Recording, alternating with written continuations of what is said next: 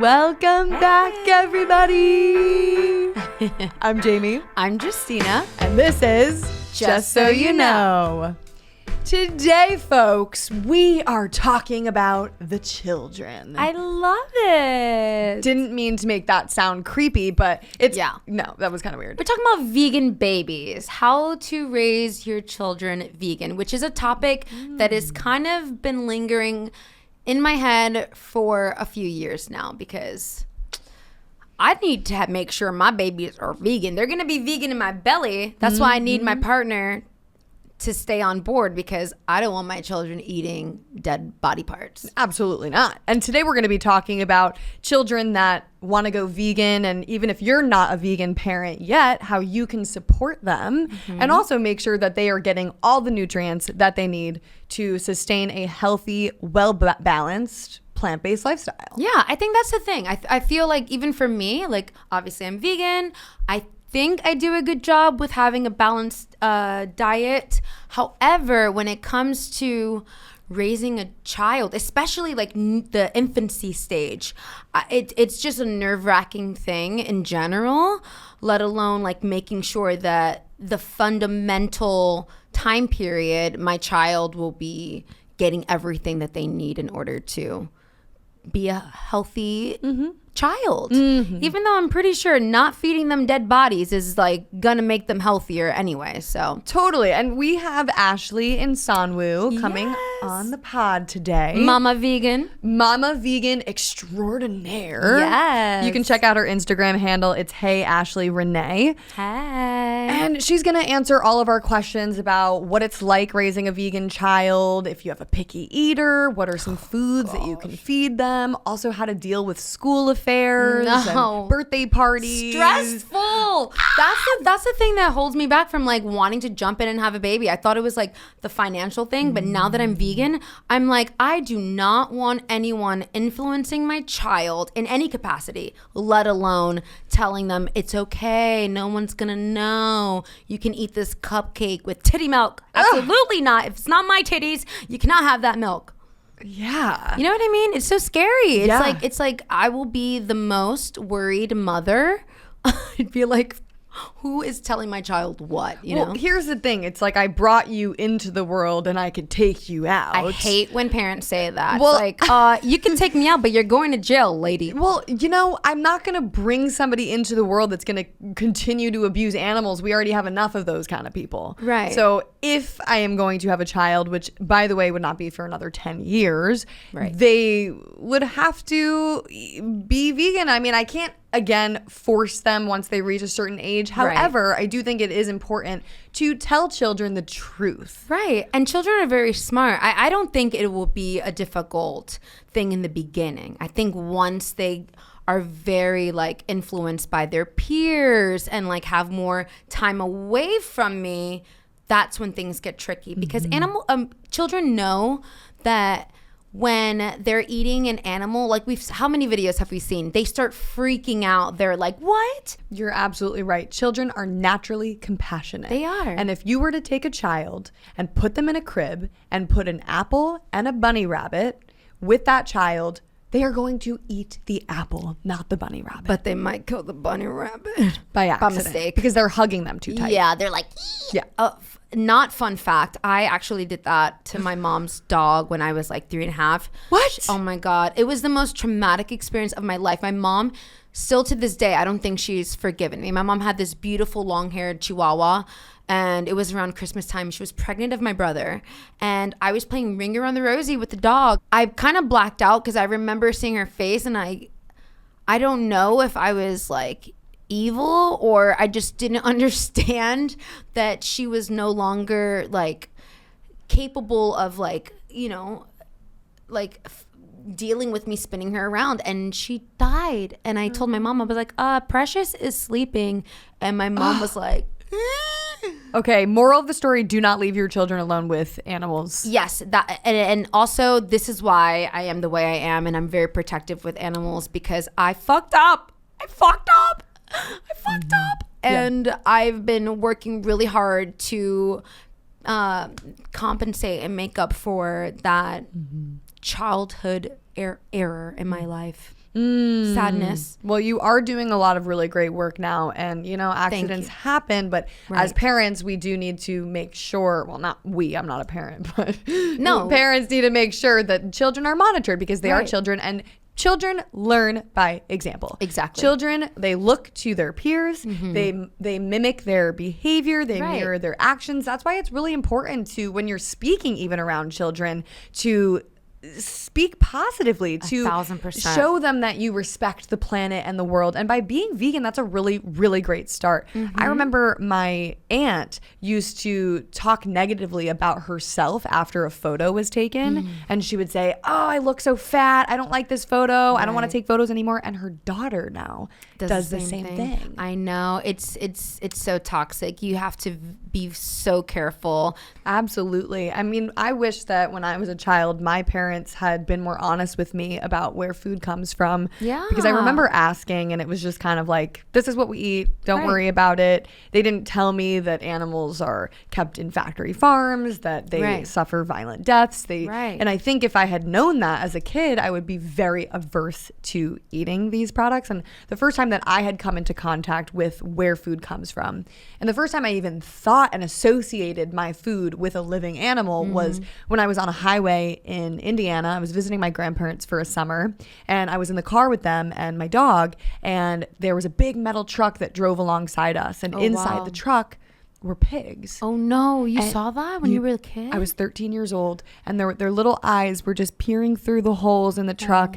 And I was sitting in the car with my dog, and I remember looking back and forth at my dog and looking at the pigs in the truck, and I made the connection that, whoa, that is bacon, that is pork, that is ham, that is where those products come from. Right. And I remember thinking that there wasn't much difference between my dog and those pigs in the truck. So as a child, this was shattering for me. This was heartbreaking. My whole world collapsed around me because I was like, everything I had been told, I feel like I had been lied to. Right. I struggled with that all my life too. I remember so many moments since I was a kid, like my family really, really gaslit me. Yeah. And one time I was in Puerto Rico, I think I was like 7 years old or something, and rabbits were dropped off at my grandmother's house.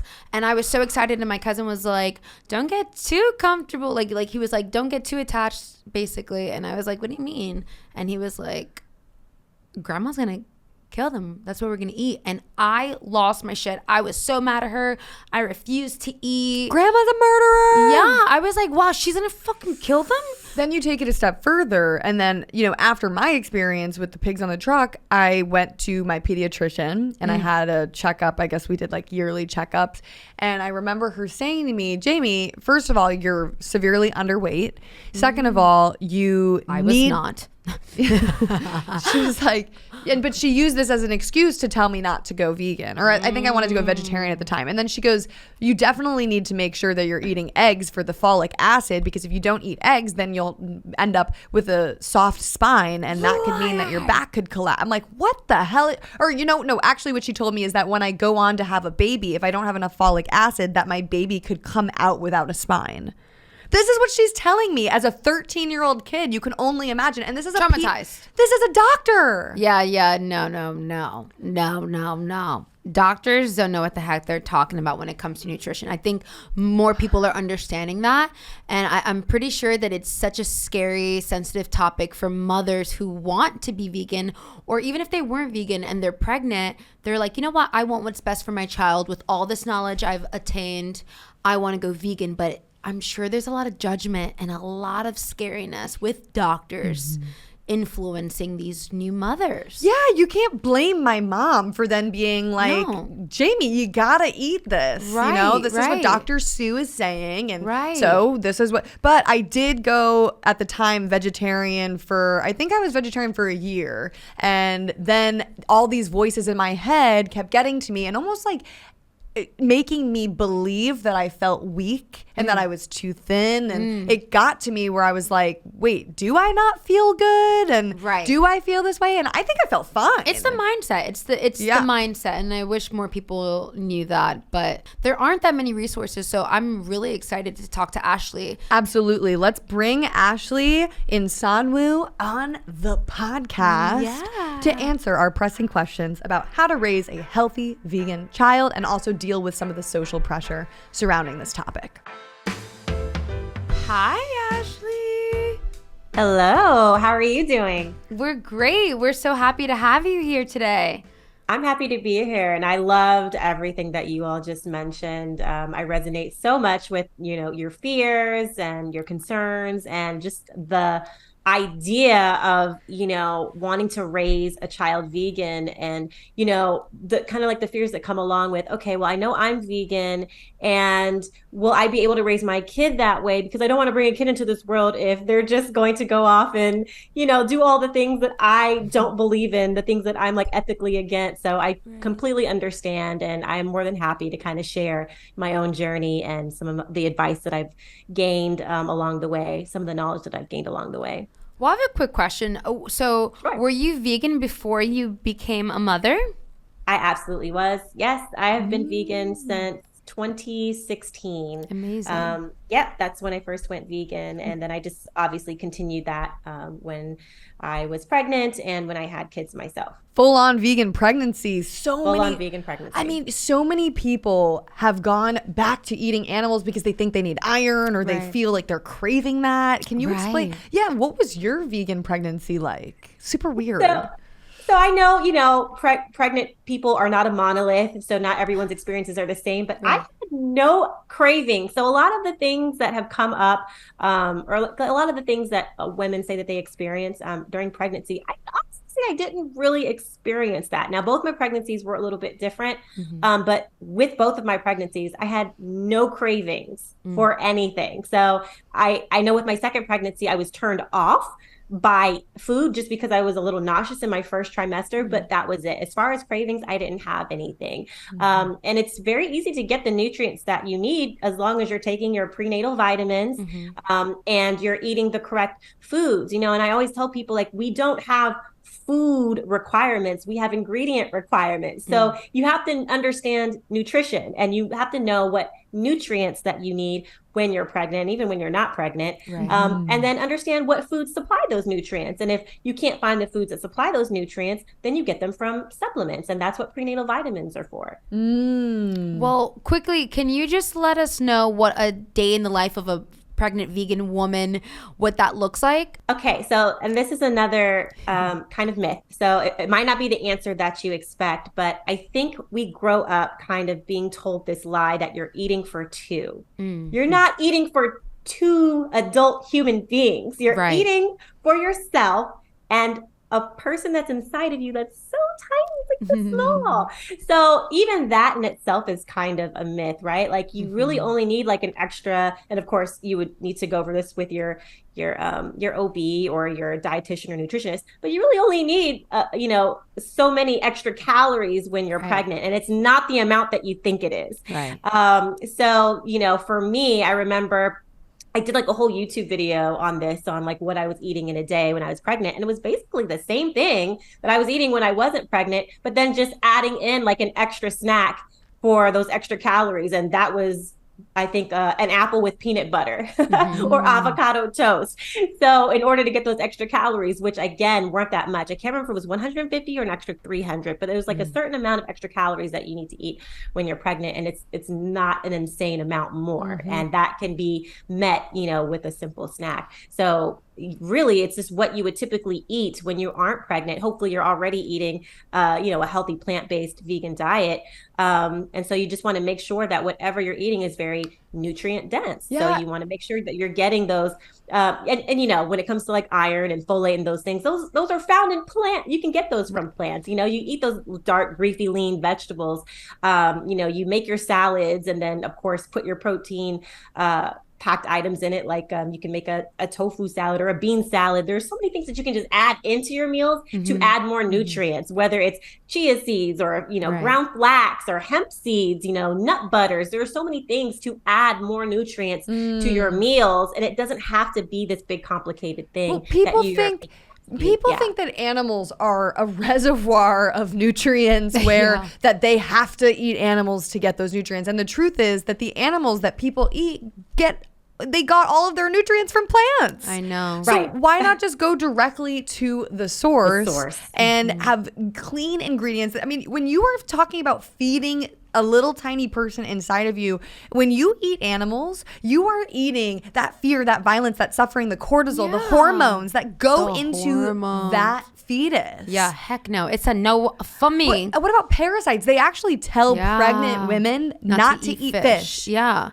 That's it's true. like, what are people's concerns when raising a vegan child? So the fetus, the newborn pops out, then what do you do with it? Yeah. I can't with her. Funny. She's like, it pops out. I'm like, well, I wish it was that easy. It doesn't seem that easy. Through a few hours of labor, but it pops out eventually. Or in some cases, more than a few hours. It depends. But yeah, it's so interesting. So I actually wrote a book, the Vegan Baby Cookbook and Guide. And my favorite part of the book is actually the first half of the book, which is the guide. And so it's like I got a superhero theme. So, the first part is like raising a vegan superhero. So that addresses like a lot of, those fears. And I think it's in chapter 2, it's slaying common challenges. And I talk about vegan parenting myths and slaying like common misconceptions. So, some of the things that you often hear from people are, and trust me, I've heard it all because I'm a content creator. So, when anything I do goes viral, of course, that ends up inviting the trolls. Right. And I've heard the most insane comments. But, some of the more common ones might be like, kids need animal protein, right? No, they don't. There's the thing about like, hey, how do you get your protein? But then there's people who specifically think that you need animal protein because they recognize, you can have protein on a vegan diet, but no, it has to be animal protein, right?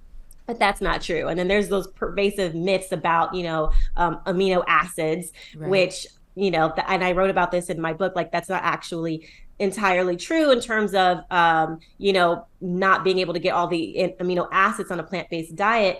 All plant foods actually contain all of the amino acids that you need. They just have it in different amounts. So as long as you're eating a well-balanced vegan diet, you're fine. Well, you see these headlines in the news that say newborn vegan baby dies of starvation because mother fed the baby almond milk for the first 9 months of their life. Well, yeah, I want to know if a baby is not being breastfed, what do you give an infant on a vegan diet? Well, so there's only 2 sources of food that should be the primary source of food for their first year of life. And that is either breast milk or infant formula. Those are the only 2 appropriate primary food sources. Now, of course, between the ages of like 4 to 6 months, that's when you start introducing solids, and that's their secondary source of nutrients. But for their first 12 months of life, their only like primary source of like nutrients should be either, breast milk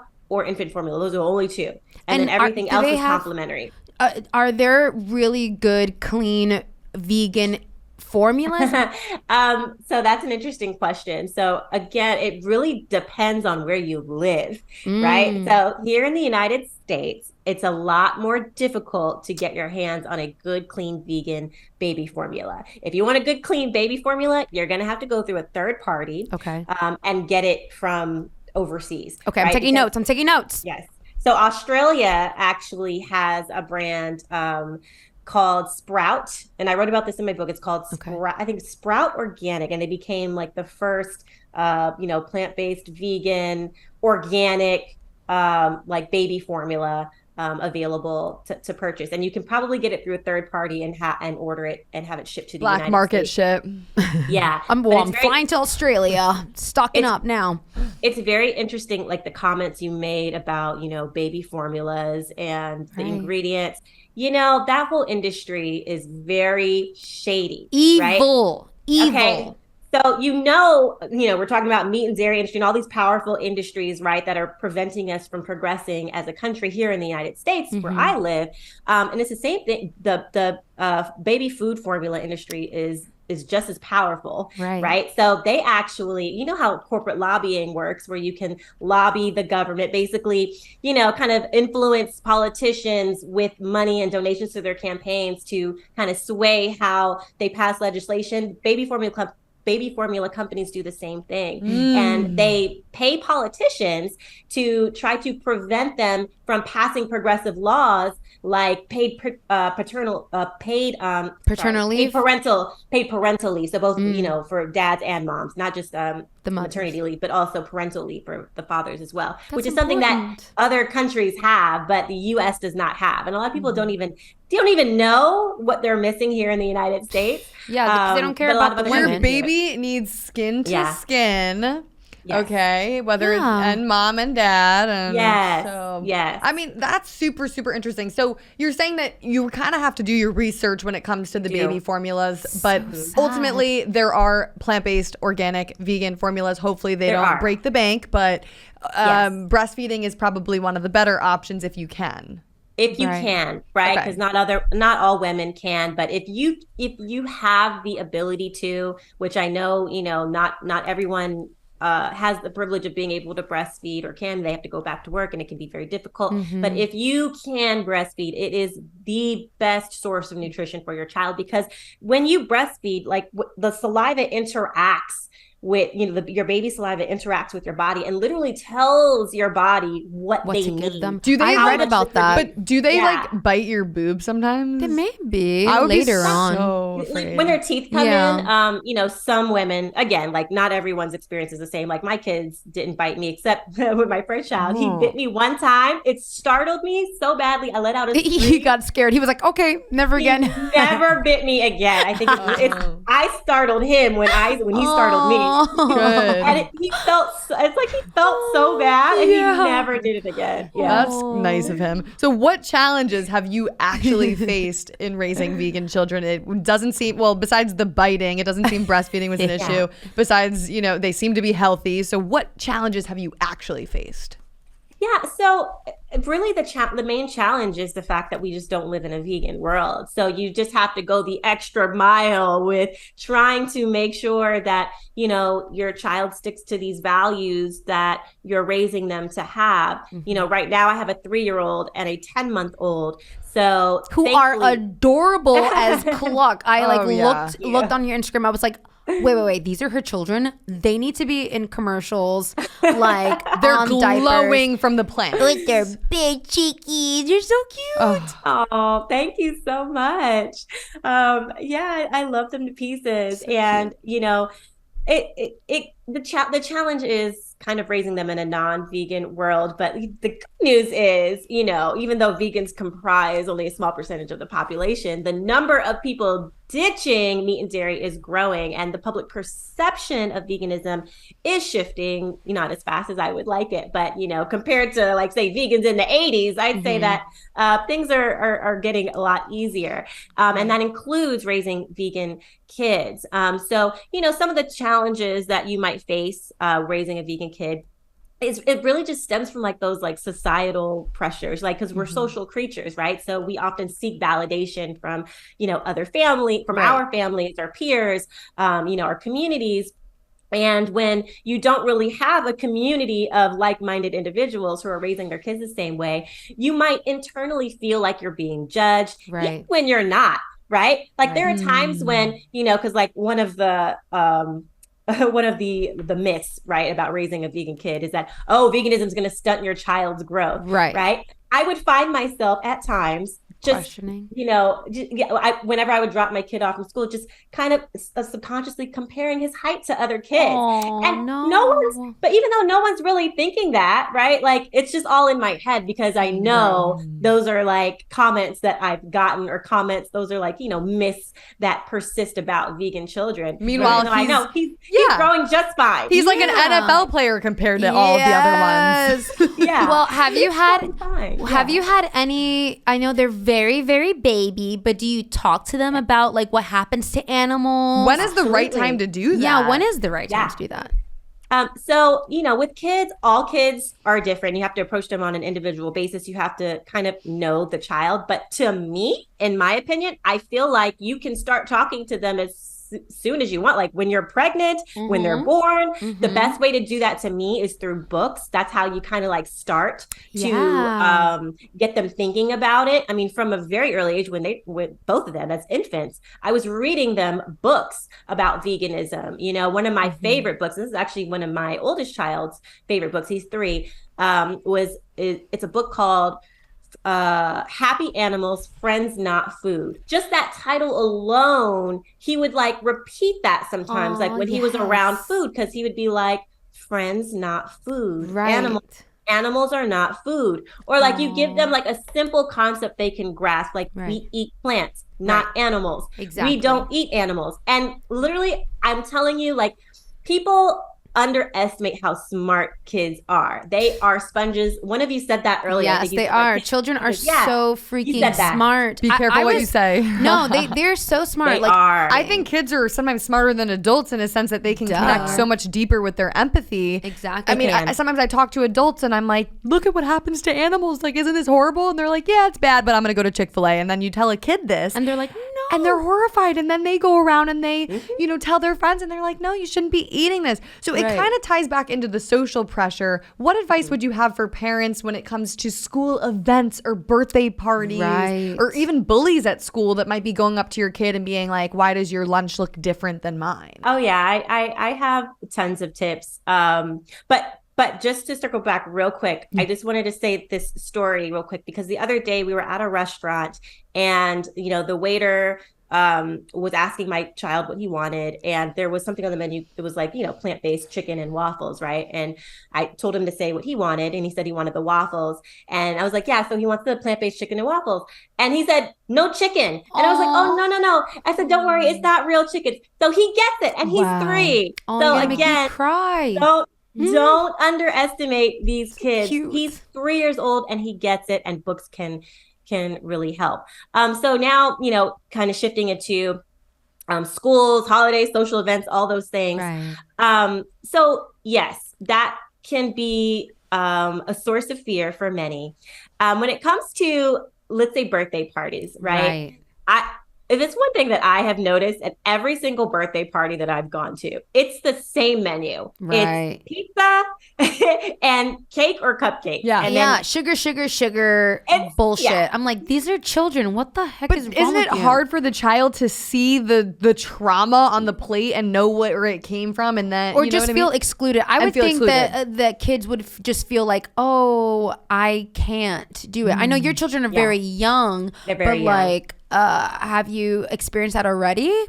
So again, every kid might be different, but I will tell you, with my child, and he's 3 now, he does not care. Like, I love that. He's too busy playing. Like, at that age, their main job, their only job in life is to have fun. They are just, when they go to these parties, like my kid, he is just off to the races. When he goes to a party, he's off doing his own thing. A lot of times he doesn't even notice the food. Right. And I always bring something with me. I was going to say that. I'll just bring like my own little like vegan birthday cake slice and like birthday party bag for them. Do you find other people bullying you or like trying to egg on your kid to try things, like family members? Absolutely not. That's amazing. That's amazing. And again, it could just be my experience, but like I've just never run into that. People are so supportive, especially when it comes to kids, right? Right. Because people might think one thing about adults, right. like, okay, vegan, I could never do that. Right. But when it comes to a child, a lot of people really want them to feel included. Like my neighbors, especially, I will say, are really good about that. Whenever they invite me over, they actually go out of their way to make sure there are vegan options. Mm-hmm. And I can't say the same for like all of my friends, but neighbors neighbors for sure. It's kind of surprising. It's actually like the people who I don't know very well, but know that I'm vegan are the ones that usually go out of their way the most. Wow. Right. Yeah, to include vegan options. And it's really thoughtful. And you would just be so surprised as how many people, really want to make sure that your child feels included. Now, I will say without a doubt, the best experience I had was going to an actual vegan kid's birthday party. Yeah.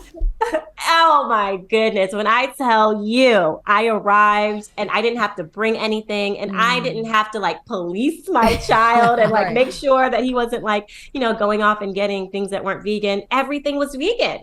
So it was just an amazing experience. And a lot of people don't have that because, a lot of vegans don't have other vegan friends. I know I didn't. I had to reach out to vegans online in order to develop a vegan circle, and in real life vegan circle. So I actually reached out to a vegan mom. A vegan support system is very important, and there are groups you can get connected on Facebook. So let's say your kid did come up to you and say, "Hey, mom, I really want to eat this cupcake.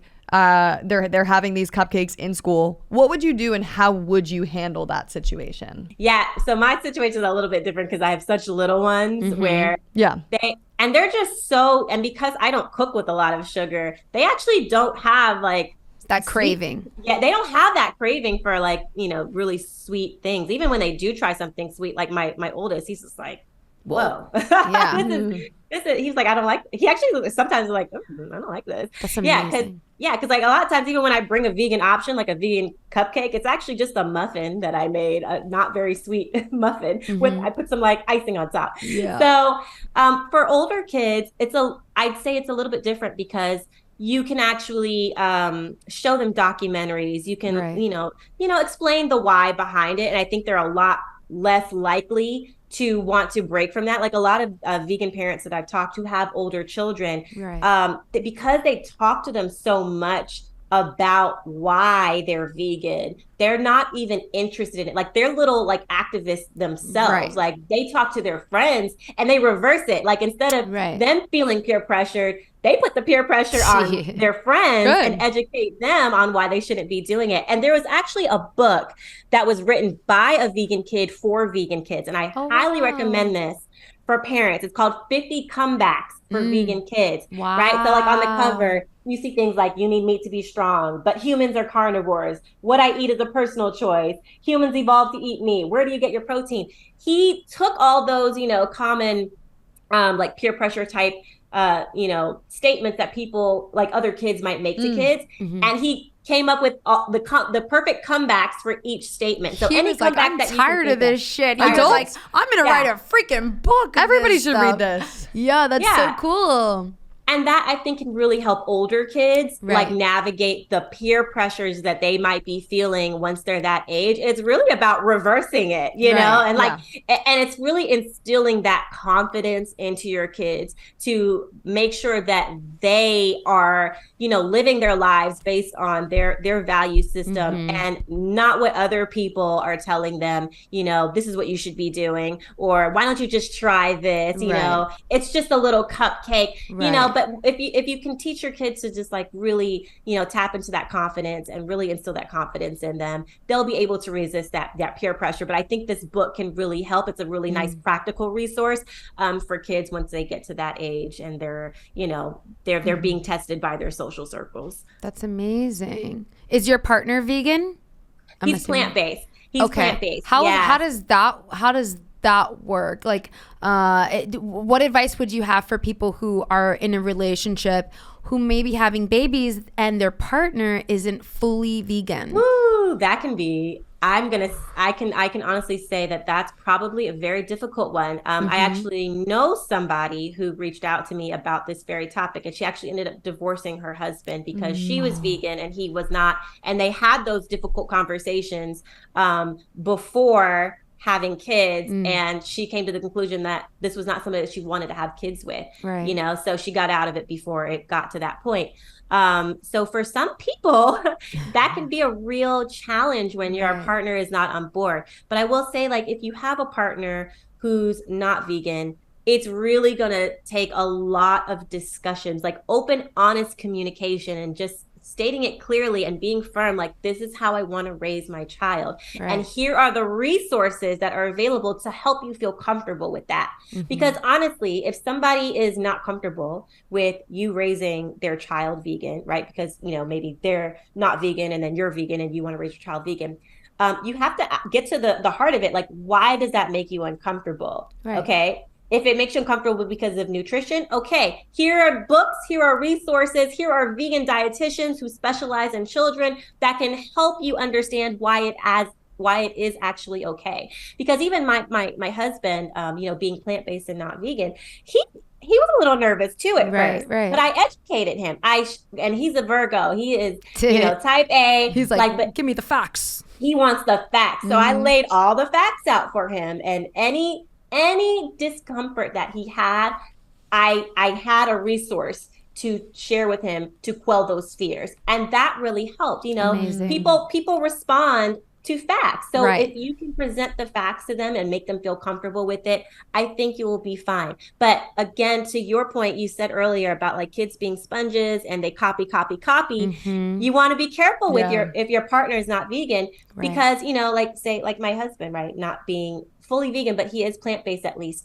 But having boys, they look up to him. Right. Like, they're he's their father. So, anything that he does, they take it to heart. Right. So thankfully, I have a partner who recognizes that, and he really, really works with me to make sure that he only eats like vegan food in front of them. Right. He doesn't bring like non-vegan food into the house. Right. Definitely not within reach.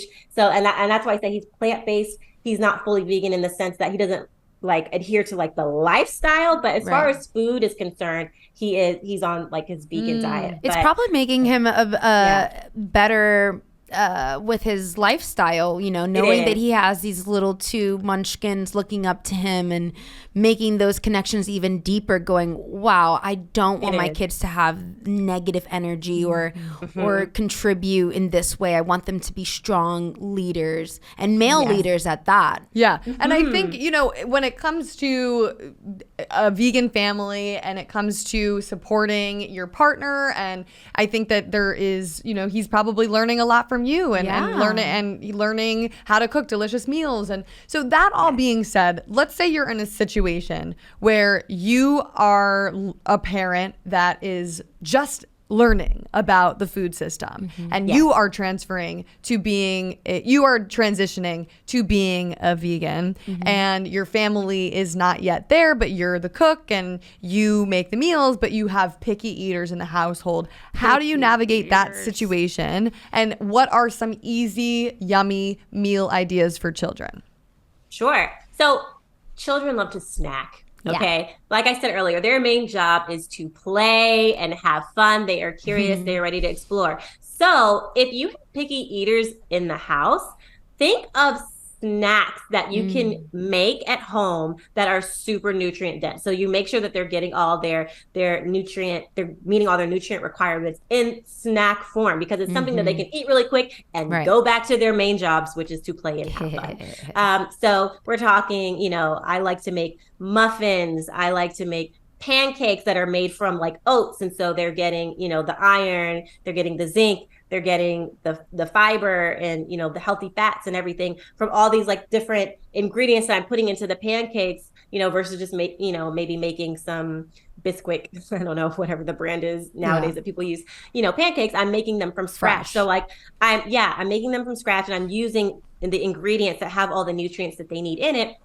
And these are like things that are just like very easy to eat very quickly. You can make the little energy balls. I forget what you call them. With like the dates, and you can put like oats and, nut butters and all sorts of things into these little snackable balls that they can just grab on the go. And so when you present it to them in like snack or dessert form, but they're highly nutritious and filled with nutrients, it kind of helps you navigate like that whole picky eating phase, because they're getting it in a fun way, in a quick and easy way, and in a delicious way that they'll definitely eat, and that they're getting what they need, so that you can have like that peace of mind.